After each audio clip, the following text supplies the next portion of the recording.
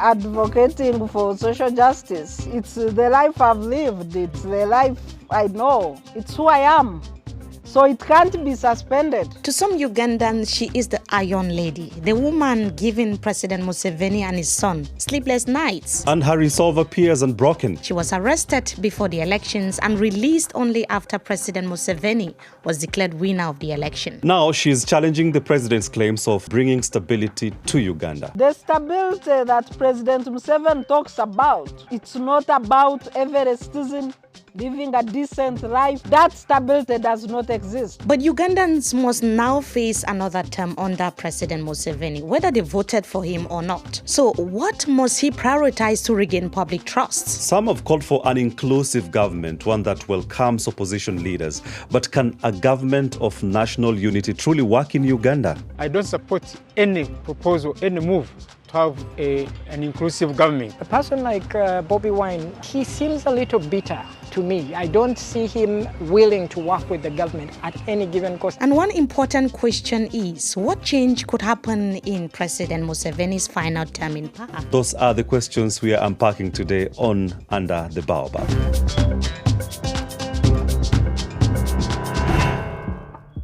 Hello and a very warm welcome. My name is Jojo Kachi and it's great to have you under the Baobab. And it's also good to have you again, George. My name is Mimi Mefoneu and a warm welcome to you all. Here under the Baobab, we always make complex issues personal and relatable. We do that every Friday. We talk to policy makers, politicians, and African leaders to dig into the issues that matter the most. And here is what makes this show very special.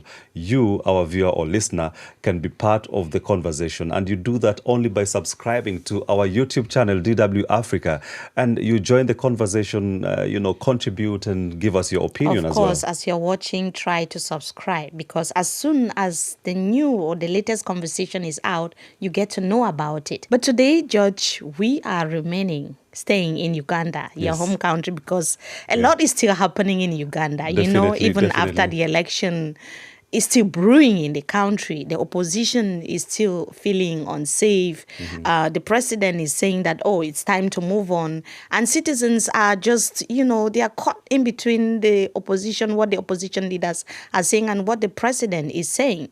But also the opposition is blaming the government that it is actually the root cause of the challenges that Uganda is facing today. That's very true, Mimi. And to our viewer, before the elections, we were scheduled to speak with one of President Yoweri Museveni's fiercest critic, that is Dr. Sarah Bireete. Her interview was postponed after she was arrested. And now she's free and she spoke to us and gave us a lot of insights on what she thinks of Uganda post the election. And today we'll be talking about her organization, which is called the Center for Constitutional Governance, CCG, and the plans that this particular organization is having to create like some sort of lasting impact on democratic rights and accountability in Uganda, because it's very important for a country like Uganda. The organization is very critical. It's very central in terms of governance, pushing for better governance in Uganda. And this is the advocacy that she's been doing all that while. And perhaps that is the cause as to why the government has been after her, according to her lawyer's claims. Yes, because we are just wondering, why was she arrested before the election? I mean, in an institution that is in place to foster, democracy and accountability, why would someone leading an institution like this be arrested before the election? But before we get to that, we want to know how she is coping, right, George? Yes. Dr. Bireete, after she was released from detention, how is she coping? When you had a conversation with her, what did she say about how she's faring now? I mean, Mimi, we should all be aware that, of course, Uganda, we've reported cases of Uganda arresting, people who are, dissenting voices. We've seen opposition leaders, being threatened. And of course, it's a very pertinent question you should ask someone after going through all that. And that is where I began the conversation with Madam Bireete. Well, I think I'm almost recovered. I have taken time off with the family. I'm still taking time off, working only on urgent issues in the East Africa Civil Society Forum, where I'm the president, and the Global Network for domestic election observers, where I'm also the chairperson. So I'm only attending to those issues at the moment. Well, fair enough. Going slow can be sometimes smart. But Madam Bireete, your arrest grabbed headlines worldwide.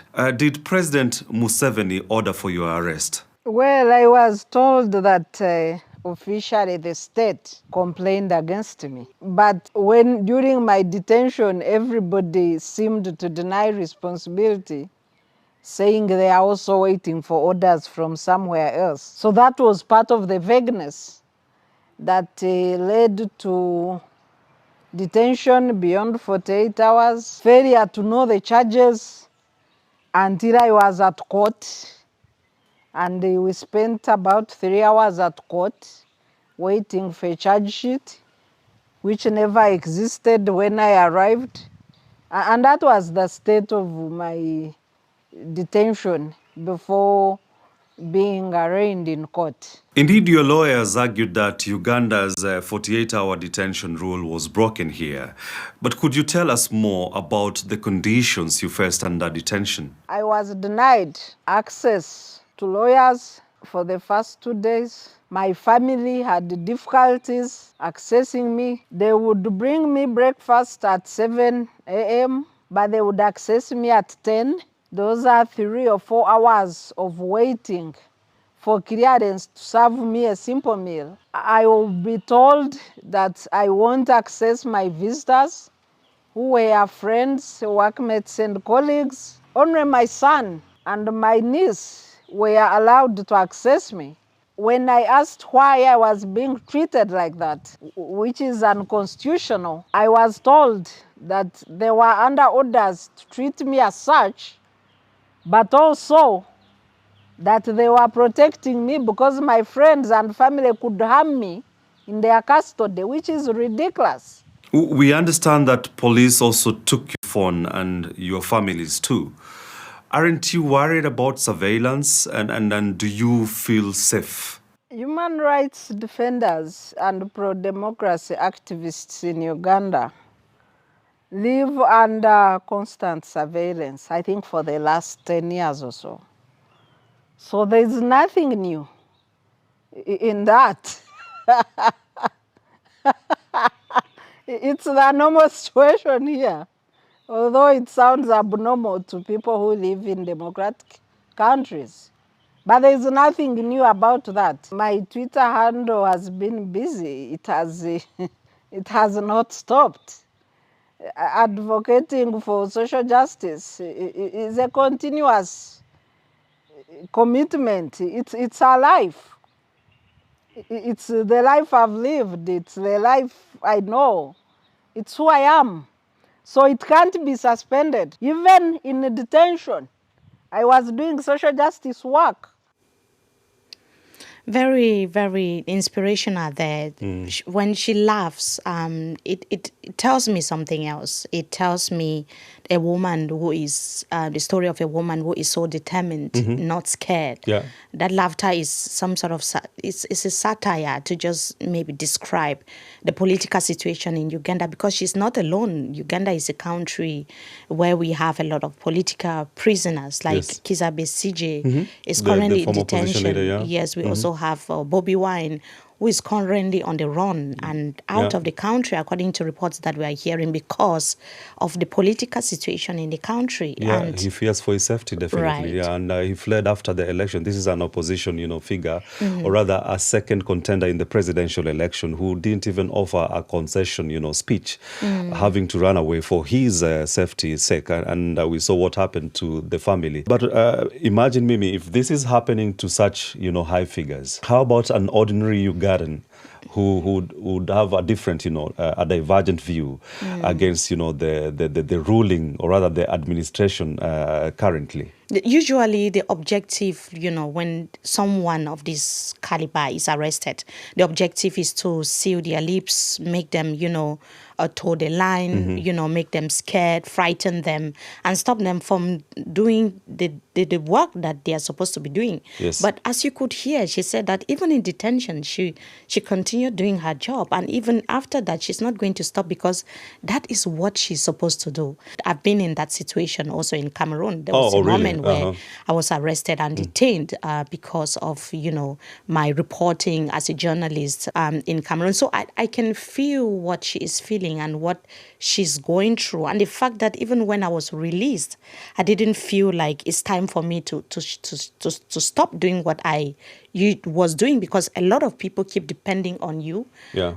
Your release doesn't mean that you should stop doing what you're supposed to do, even if you are in the most difficult environment. Yeah, definitely like Uganda and strengthens, Cameroon. your resolve, sort of. It strengthens your resolve. Exactly. And it's clearly what we're seeing with Madam Bireete. And perhaps for her, if we just go back to her, she was arrested because of violating what they claim to be the Privacy Act in Uganda. And this was basically due to her access to the voter registry and purported, sharing of this data to other people who the government felt that it was not right. It was not right. And the case is still in court, but civil society groups are saying that some of these laws are used to stifle dissent, to stifle people like Dr. Bireete, to stifle opposition leaders in the country. And we've seen such claims, cropping up, that the NRM, with their parliamentary strength, they're passing laws that favor, the president's, demands, which are,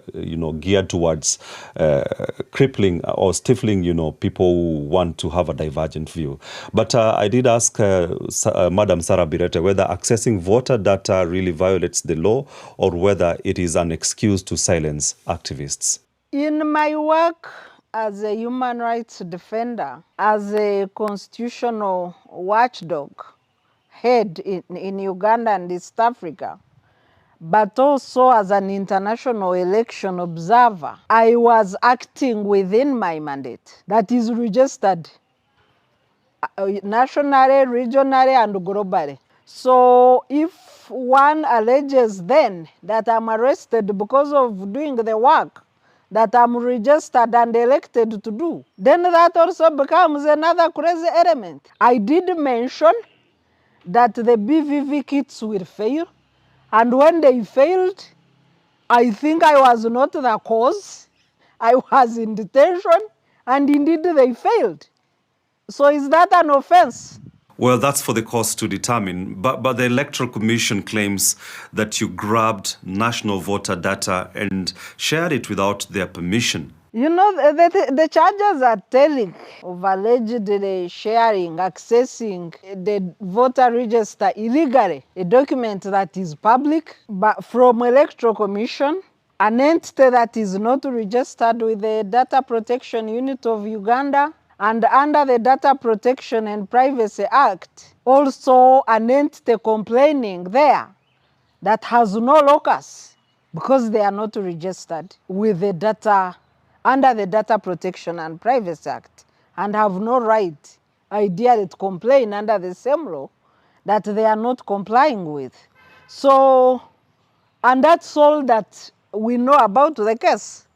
We don't have any other information. Well, since the case is ongoing, let us not talk about its merits or demerits. But your organization, Center for Constitutional Governance, was suspended too. How does that hit your governance work, especially post-election? What I know is that the organizations that fight for democracy in Uganda will fight for their space and will have it reopened.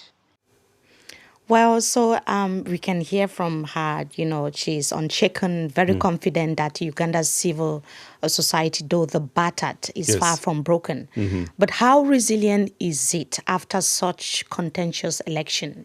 A lot of people in Uganda seem unhappy. We've been speaking to them, and we can hear even someone who is defending democracy in Uganda is not happy. Yeah, and that's the dilemma. And another question would be, and it's another debate, sweeping the headlines, is whether civil society itself can be trusted in Uganda. And what is the role, what is their central role now post the election?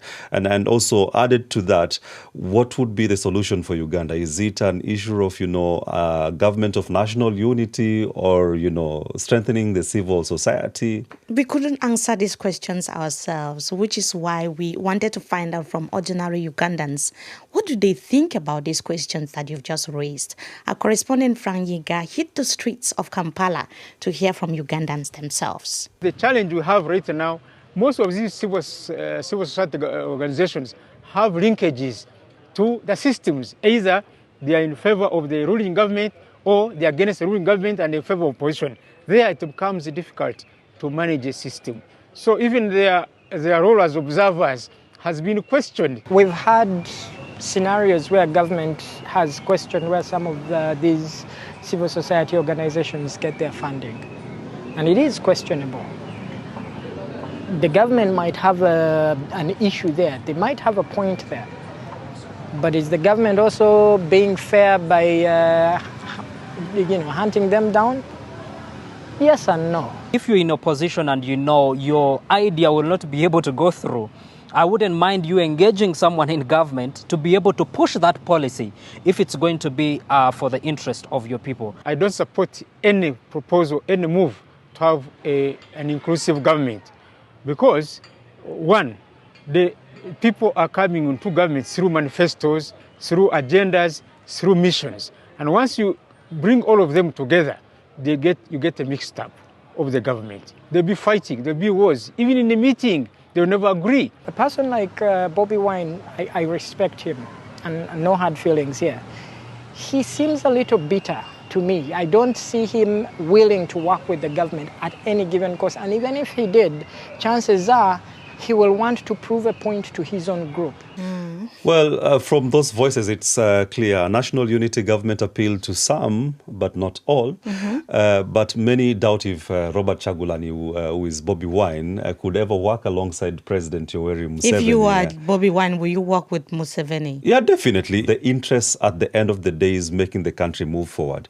If national unity is the only solution, then why not? If we had a government in place that was really willing to work with the opposition, will it be arresting opposition leaders? Do you see the Museveni government as a government that's ready to work with the opposition? And you see, this is the offer. Maybe Ugandans are forwarding to this particular government that stop arresting them, but rather invite them on the table and speak about, maybe working together. But as we speak now, opposition leaders are in detention. If we had a government of goodwill in Uganda, we'll not have opposition leaders in jail. That's where the dialogue begins. That's where the unity starts from. But that's very true. That is given, Mimi, that of course we cannot, stifle dissent by arresting people who have divergent views. But that should not throw away the possibility of a national unity, conversation. And this is a conversation that can be taken away from the politicians and Ugandans to steer it. I agree, George. But we have a president. Yes. This is his 7th term. He's been there for more than 40 years. Yes. During his campaign rallies, we kept hearing him talking about stability in the country. And we can't help but wonder, what is his definition of stability? Yes. When we see instabilities, when a military general is going on X and, promising hell for opposition leaders, the person who came just directly, like second in the election, he is not safe. He had to flee the country for his safety.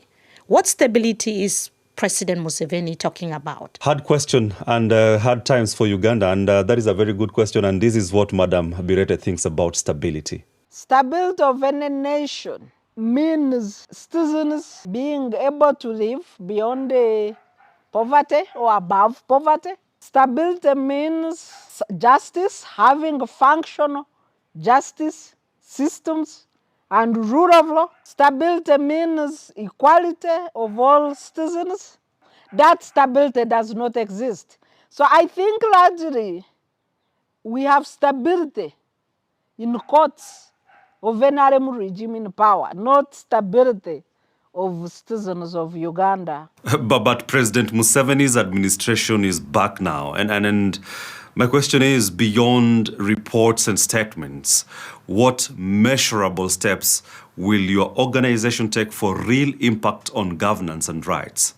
Well, CCG has its registered mandate, like I said. We have our set objectives. What we are embarking on for this year is an audit of areas of the Constitution that have worked in the 30 years and those where we have challenges, and propose a way forward as a constitutional watchdog.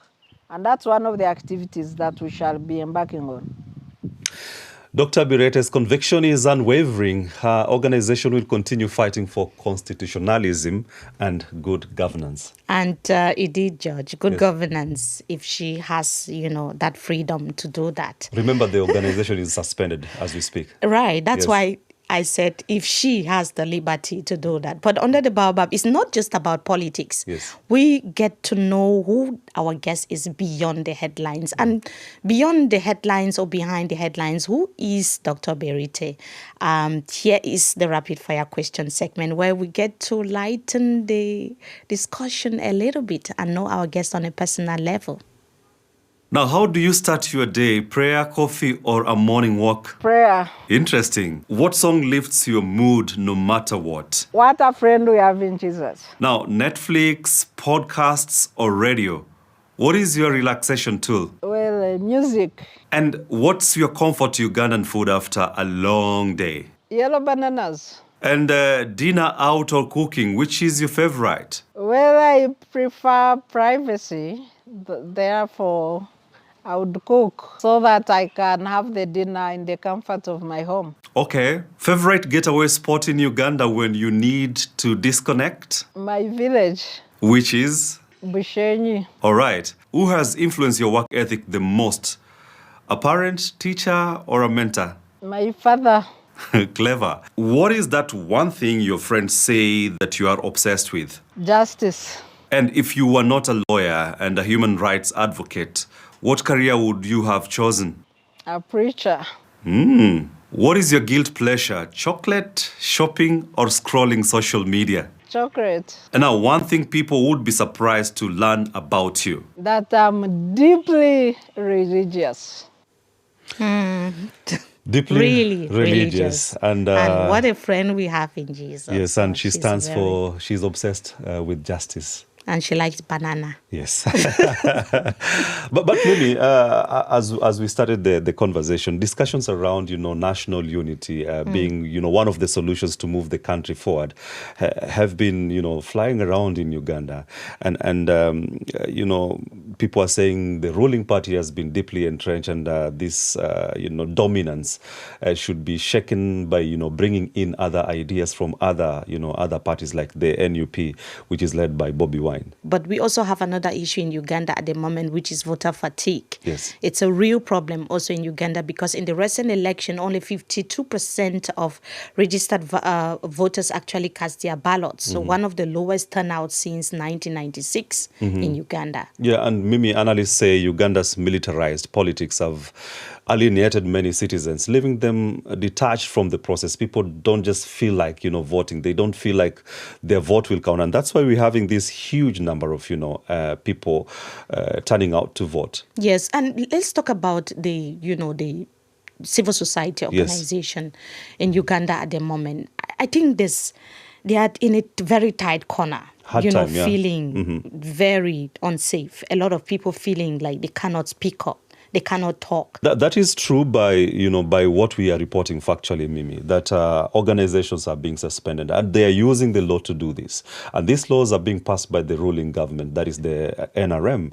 And one would be left to wonder, how do you move forward a democracy while you stifle some other voices? If I was, an advisor to President Yoweri Museveni, I would advise him to at least accommodate also, divergent views. You should advise him to step down, George. No, perhaps not stepping down because there are some people. There are some people who voted for him and love him. But I'm saying this because we have the same situation in Cameroon. Did you listen to Biya's speech this week when he was addressing young Cameroonians? Tell me about it, yeah. The voice. Yes. We can see the man, he needs to rest. Yeah. When someone has been in power for more than 4 decades, it's not 4 years, it's 40 years. But Instead if of talking stepping of down a is not government of working, national unity, if you stepping hand down is not over. working, Mimi, if stepping down is not working, what will be the way forward? The way forward is just to look for a democratic way to get rid of a leadership that has not been able to deliver to the people. Because if the people of Uganda were feeling like they have access to job opportunities, if women who want to have babies were feeling like, okay, they have all the best healthcare system in Uganda, if roads were good, the economy is not also faring well in Uganda. Am I wrong, George? You are Ugandan. Yeah, definitely. Reports that we're having may be conflicting by, some factual, figures that are being released by organizations like the World Bank. But on the ground, people are complaining, as you say. There are some people who are complaining. But, A lot of people. You could say a lot of people. But the question is, could a government of national unity be one of, the solution to, solving all these issues that, Ugandans desire to be solved? That is the question I asked Madam Bireete. I think the conditions for that kind of government do not exist. They have to be created through trust, through consultations, and with a guarantor in a genuine national dialogue process. What exists so far is co-option of opposition figures that President Museveni seems to prefer, and that cannot create stability. Madam Bireete, if you're told to pick one priority for the next 5 years in Uganda, could it be beefing up the judiciary, fixing security forces, or opening up the civic space? Which one and why? Well, Uganda is a nation at crossroads with no independent institutions. All the governance institutions are under state capture. The doctrine of separation of powers has collapsed. The element of active citizenry is in challenge, because that's why civic organizations like ours and 9 others were suspended during elections. Political parties are only allowed to operate during elections. So that conditioned democracy needs to be dismantled. If we can create a critical mass of Ugandans to dismantle the current state capture, and then the rule of law to promote the active citizenry, then the next third line would be liberating institutions of governance like parliament, judiciary, human rights commission, among others, electoral commission, so that they are able to serve the people as compared to the current status quo of serving the regime and the powers that be. Yeah, I mean, a lot of, highlights there which we can take home, Mimi. And then one pertinent concern that is, steering this entire conversation is a situation whereby we have a government which is using the rule of law to stay in power. And also, some people exploring ways under which democracy can be used to unseat this dominant government. And I would just want to say, George, from that, what you've just said, that there's no one who quotes the Bible better than the devil. Just to say that no one quotes the law better than someone who violates those same laws. And we've seen that in autocratic or, dictatorship, like in Uganda. We've seen that also in Cameroon. Usually when the government would arrest dissents, when they arrest opposition leaders, they would quote these laws and say, oh, we are following the rule of law, is the constitution. I'm already seeing with the case of our guest today. She was supposed to monitor an election in the country and give results to the national and international community. But she was arrested when the elections were taking place. And when she was released, her organization has been banned. It simply means that not just her voice has been shut down, the voices of Ugandans have been shut down as a result. Yeah, definitely. And this is what she's calling upon Ugandans to try and dismantle, because at the end of the day, Mimi, the sovereignty lies within the people. The people have the power. They can only exercise that either directly or indirectly by electing their leaders, But how much power do they have when they have voted for someone and the person is never declared winner of the election? It's a big discussion that we can go on and on, but it doesn't happen under dictatorship. But these are conversations that we have every week under the Baobab. You can be part of these conversations. You can follow us on our different social media platforms and watch Under the Baobab on YouTube. Yes. And also you can listen to this conversation on Spotify, Apple Podcasts. And tell us as well, what is the situation of politics in your country? Please subscribe, and don't forget to drop a comment and tell us what you think about today's conversation. My name is Mimi Mefo Neo. And I'm Jojo Kachi. Many thanks for joining us in this conversation today. Bye.